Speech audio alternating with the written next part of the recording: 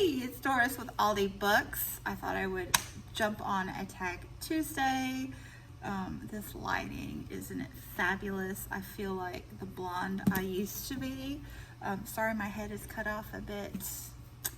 You know, awkward tripod action. You're precariously perched on a 12-pack of Coke and my paperclip container and leaning against my water bottle, so you know, but this hides some of the grays, so that's good too. I am going to do the DNF tag. This was an original tag by Gunpowder Fiction and Plot. My laptop is right there, by the way, and I was graciously tagged by the lovely Hannah from Hannah's Books. So I have researched the two questions involving actual book titles and the people I'm going to tag at the end, but not the rest of the questions. So a little off the cuff, a little planned here. So number one, do you DNF? Yes, on occasion. Number two, if you DNF a book, does it count towards books read for the month? No and yes. So I don't count it as books read because I didn't read it fully, but I do count it against my TBR. So I keep track of how many books come in and out of my house, and obviously if I DNF or unhaul something, it comes off the TBR. So that's a perk. Number three, is there a difference between DNF and just putting it down for a bit? Definitely a DNF is not read. I mean, you know, 10 years from now, I might get a wild hair and decide to read it again for some reason. I'm not against that, but I have no plans to read a DNF. I rarely put books down for a bit. Sometimes they get pushed back month after month, and I don't mean to do that, but you know, different reading plans come up. So like I have the V.S. Naipaul, A House for Mr. Biswas, like that I started, I think for the Caribathon, which you know was a long time ago, that I still haven't finished. But yeah, that doesn't happen often. It happened with War and Peace as well, a few books, but not often. What popular book have you DNF'd?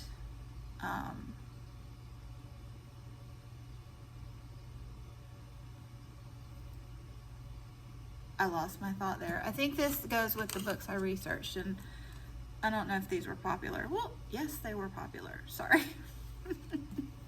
Sorry for that long pause in which I thought a moment. I don't remember things very well, so I had to look back through, I just scrolled through my ebooks quickly to find some things that might match this. So these are a little scandalous.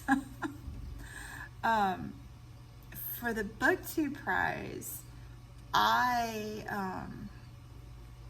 read nonfiction for a couple rounds, and I don't feel comfortable DNFing books for the BookTube prize. I feel like kind of like I should read those.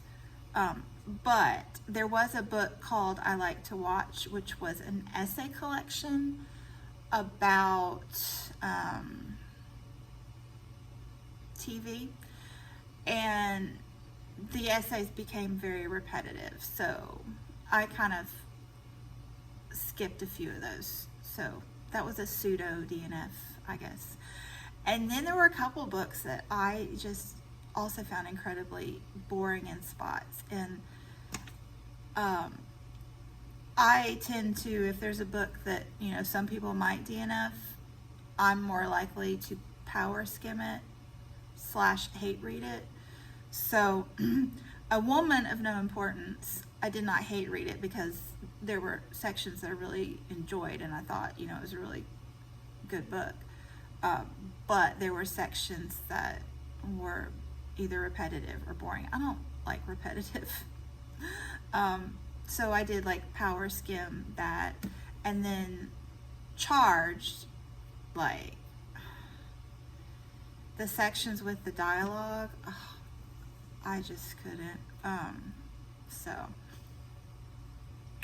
sorry, Robert, but I read them. I feel like I read them all. I would equate that power skimming to like when you're listening to an audiobook and you ramp it up to 2.0. That's what that was. And then my cousin Rachel, like if you've watched my recent vlogs, I don't get along with mystery gothic stuff very often. And I read, was it Rebecca? And it was okay. I mean, the writing is indeed beautiful. But I just don't gush about it as much as other people do. Like, I'm not even convinced that I liked it as much as I pretended I did, because it just, I don't know. So I finally got around to reading my cousin Rachel, and I know I DNF'd the audiobook, and I can't remember if I DNF'd the book itself. Like, I care that much. So, next question. What book do you wish that you had DNF'd? Oh my goodness. Oh, how many pages is this book? 808. And don't at me, because I understand the structure and the thoughts behind this, and I just found it like excruciatingly boring. And again, there's a trend here. This is a mystery, but why?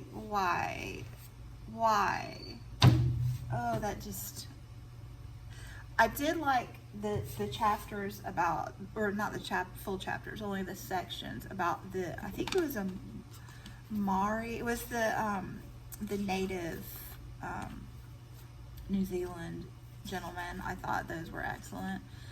And the chapter about actually visiting the gold mine town I enjoyed, but the rest of it, I wish that I had like 600 of those pages back. Number 6, do you ever reattempt to read a DNF? Has this ever been successful for you? I don't know. Like I said, my memory's not so good. Like, I'm not opposed to the idea. But I can't remember if I've done it at the moment. Number 7, what do you do with books you DNF? I send them, I take them to, we're lucky, we have a really excellent used bookstore that I can resell books at, and in the case of this one, I keep it for videos like this so I can, hold it up once more. And it's heavy too. Number 8, do you choose more or less risky titles because of your stance on DNF? Ooh, I didn't read that question well. Do you choose more or less risky titles because of your stance on DNF? I wouldn't say this is my stance on DNF. This is just my reading personality. But I choose less risky titles in general because I don't like to read books that are less than 4 stars for my reading taste.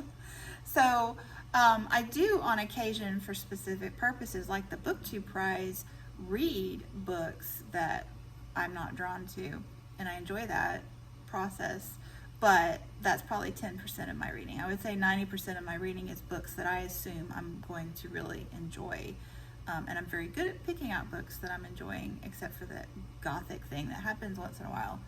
And I have a great deal of respect for people who do read those more risky titles, because I think it's an important thing to do. It's just not my reading taste. So like Sean the Book Maniac, Jacqueline from 6 Minutes for Me, Britta Bowler, they're all really good at, Steve Donahue, obviously. They're all really good at reading those risky titles, and much respect to them. Like I said, that's an important role to play in the reading world at large, but I myself do not do it often. So number 9, tag 5 people, booktube buddies, or however many people you want, or however buddy they are. But I've chosen buddies. I thought about, ironically tagging Sean, but we all know how he feels about DNFing. So, and I don't know if these people have done this tag. I'm just throwing them out in the void, so you can check them out. If I will link them below if you don't follow them. But we have Petra from Petra U, Kathy from Another Great Etc. So Kathy actually was on BookTube when I first started, and I loved her, and she quit BookTube for years. I say years. I've been on for 3 years. Okay, so. But she has just recently come back in the last couple months. So I will link her channel below. Definitely. She's maybe a newbie to several of you. Riley from Rmfickfack. Rainey from Rainey Day Reads. Oh my gosh, Rainey, I forgot your close parentheses. That's a tragedy. I will remedy it as soon as I get this done and throw it in the trash, but I have to. And Lindsey from Lindsey's Book Life. So thanks for tagging me, Hannah, and thanks for a great tag to the folks at Gunpowder Fiction and Plot. And thank you so much for watching, and I will be back soon. Bye.